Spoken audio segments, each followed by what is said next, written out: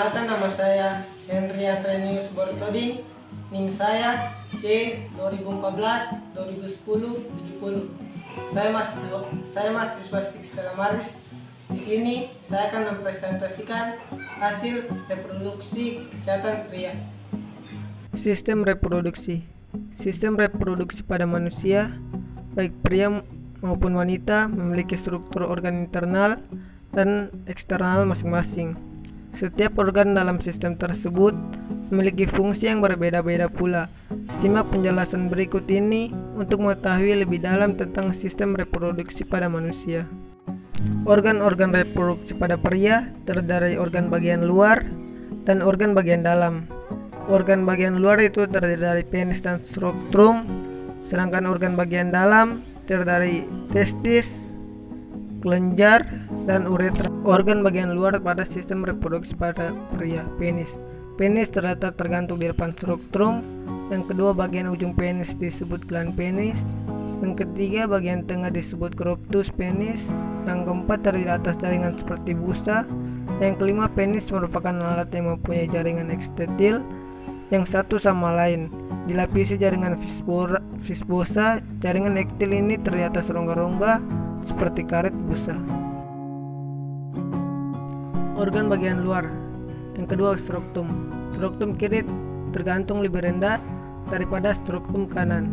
Kedua, bentuk skrotum bervariasi dalam beberapa keadaan, misalnya pada pengaruh panas. Orang tua, keadaan lemah, skrotum akan memanjang dan lemas, sedangkan dalam keadaan dingin, pada orang muda akan memendek dan berkerut. Bagian dalam yang ketiga, testis. Testis terdiri atas dua buah glandula yang memproduksi semen. Terdapat di dalam skrotum digantung oleh vasculus spermaticus.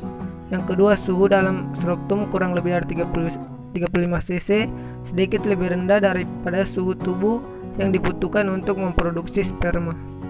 Epidemis. Epidemis adalah pipa dengan panjang sekitar 6 cm, yaitu berliku-liku pada permukaan posterior masing-masing testis. Yang kedua, dalam epidemis, sperma mengalami metulasi lengkap dengan flogennya mulai berfungsi. Otot polos pada dinding epidemis akan menggerakkan sperma masuk ke dalam ductusa. Hormon pada pria. Hormon testosteron.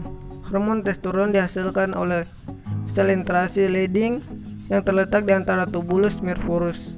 Setelah pubertas, sel interstisial banyak menghasilkan hormon setelah diseksi testis. Sebagian besar testosteron berkaitan longgar dengan protein plasma yang berada dalam darah. Fungsi testosteron: yang pertama, meningkatkan kematangan sperma. Yang kedua, memulai perkembangan karakteristik kelamin sekunder, perkembangan organ reproduksi, perkembangan laring, dan pertumbuhan rambut pada wajah dan tubuh. Struktur sperma. Sperma diproduksi di testis. Organ reproduksi pria mulai memproduksi sperma saat pubertas atau kurang lebih dari 15 tahun. Dan sebagian besar pria mempunyai sperma dewasa sampai usia tua. Yang kedua, sperma diproduksi sebanyak 300 juta per hari dan mampu bertahan hidup selama 48 jam.